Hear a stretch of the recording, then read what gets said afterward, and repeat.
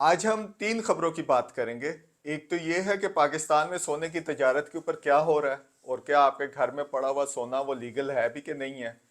दूसरा ये है कि क्या ये फार्मास्यूटिकल कंपनीज में कोई ये मौसमी कोई लहर आ गई है कि वो अपनी दवाइयाँ रिकॉल कर रहे हैं मार्केट से, या कोई खौफ है मार्केट के अंदर।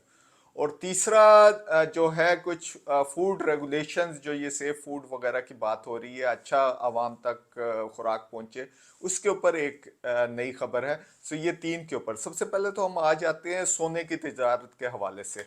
पिछले साल क्रैकडाउन हुआ था, कोई सितंबर के आसपास हुकूमत पाकिस्तान ने किया था। और फिर ट्रेडर्स के साथ कुछ मामलात जो हैं वो तय हो गए थे। वो जो क्रैकडाउन हुआ था वो तो ये था कि ये इसकी कीमत का तयन कैसे होता है, मार्केट को किस तरह फोर्सेस ने डिटरमिन करना, और डॉक्यूमेंटेशन इसकी होनी चाहिए, क्योंकि समझा ये जाता है कि ये काफ़ी सारा जो सोना है ये बेसिकली स्मगल होकर पाकिस्तान में आ रहा है। और कहा यह जाता है कि ये जो घर में सोना पड़ा होता है, जो हमने अपने वालदैन से इनहेरिटेंस में लिया होता है, ये वो रिसाइकल किया जाता है। लेकिन इसके अंदर भी कोई ज़्यादा सच्चाई नहीं होता है, लेकिन इतना ज़्यादा नहीं होता। सो पाकिस्तान में जो सोने की सालाना खपत है वो कोई 4.5 टन के आसपास है। जो दुनिया की जो टोटल खपत है, जो सोने की पूरी ट्रेड है, उसका कोई 1% के करीब बनती है। जो टोटल दुनिया में ट्रेड होती है वो 4,500 टन की खपत है, जिसमें आधी जो है वो इंडिया और चाइना के पास चली जाती है। अच्छा, ये जो 4,500 टन है, इसमें से आधे जो है वो बार्स बनते हैं और आधे जो है सिक्के बनते हैं। बाकी जो आधा जो है वो ज्वेलरी के अंदर इस्तेमाल होता है। हर घर में यू लाइक इट और नॉट, सोने के बगैर शादी का तस्वर जो है वो तकरीबन नामुमकिन समझा जाता है। ख़ास तौर पे ये मिडिल क्लास फैमिलीज, इवन जो हमारा गरीब तबका जात है, वहाँ पे भी सोना, सोने को एसेट के तौर पे भी रखा जाता है। सो सोने की प्योरिटी होना जो है एक बहुत इम्पॉर्टेंट चीज़ है, इसकी कीमत और इसकी प्योरिटी होना। लिहाजा इसको लीगल डोमेन के अंदर आना चाहिए। आप अभी भी कहीं चले जाएं किसी भी ज्वेलर के पास, तो वो क्रेडिट कार्ड आपसे नहीं लेगा, क्योंकि वो डरता है कि डॉक्यूमेंटेशन नहीं हो जाए। फिर इसी तरीके से वो कहता है बैंक ट्रांसफर करते हैं, बैंक अकाउंट जो देगा वो आपको पता चलेगा कि वो उसका अपना कोई पर्सनल अकाउंट है। इस किस्म की वो चीज़ें करते हैं। कुछ अच्छे ज्वेलर्स भी हैं, मैं हर एक के ऊपर वो नहीं कर रहा, अच्छे ज्वेलर्स भी, लेकिन ये जनरल इंप्रेशन इस टाइम मार्केट का यही बन रहा है। अच्छा, इस हिस्से में काफ़ी एक सिग्निफिकेंट और चीज़ भी हुई है। कुछ 34 के करीब लोग हैं, कंज्यूमर्स हैं, जो जिन्होंने पिछले साल पेशावर हाई कोर्ट को अप्रोच किया था पब्लिक इंटरेस्ट लिटिगेशन में।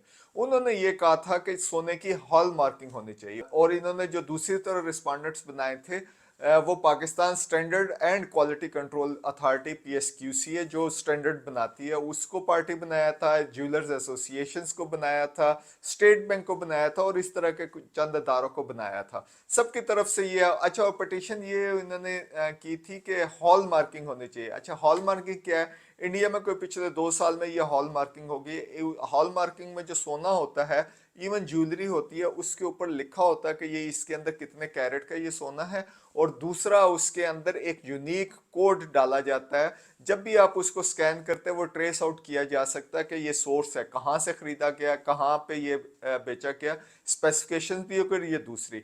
अच्छा, अभी तो वो हमने नहीं देखा, पिछले साल जुलाई में ये वाला गया था कोर्ट में, लोगों ने अप्रोच किया था, हेयरिंग्स वगैरह हुई है, और हमने सुना है कि इदारों ने भी एग्री किया कि हॉल मार्किंग होनी चाहिए, लेकिन अभी तक इसके ऊपर कोई फाइनल डिसीजन नहीं आया।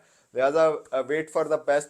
दूसरा ये या तो खौफ है ड्रैप का, drug regulatory authority of Pakistan, या ये कोई अचानक से कोई विलिंगनेस आ गई है कंपनियों के अंदर। जो भी है अच्छा है। कल हमने बताया था कि एक कराची की एक फार्मास्यूटिकल कंपनी ने एपिग्रेन जो है इंजेक्शन वो वापस लिया है। आज एक और कंपनी है बॉश फार्मास्यूटिकल है, वो भी कराची की है। उसने अपना एक जो इंजेक्शन में पानी इस्तेमाल होता है, डिलुएंट स्टेराइल वाटर, इसको इन्होंने रिकॉल कर लिया है। और इसका जो बैच नंबर जो रिकॉल किया गया है वो है W1240084, और इसकी एक्सपायरी जो है अगस्त 2027 की। तो लगता है कि इस बैच में काफ़ी सारे जो इंजेक्शन का पानी है वो मार्केट में है। सो consumer should be watchful about that thing. और हम तीसरी खबर की तरफ जाते हैं। वो है Azad Jammu and Kashmir food regulatory authority.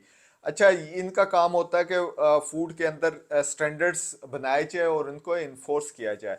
बहुत सारे टूरिस्ट जाते हैं सेफ फूड की, हर एक को अच्छा और सेफ फूड होना चाहिए, हर एक को ज़रूरत है। सो उन्होंने एक इश्तहार दिया है जिसमें उन्होंने बिड्स कॉल की हैं। वो एक मोबाइल फूड टेस्टिंग लैब का जो इक्विपमेंट है उसके उन्होंने बिड कॉल की है। सो बहुत अच्छी एक डेवलपमेंट है। लेकिन जो इंटरेस्टिंग चीज़ है, अथॉरिटी जो है आज़ाद कश्मीर की और एड्रेस जो है वो रावलपिंडी का है।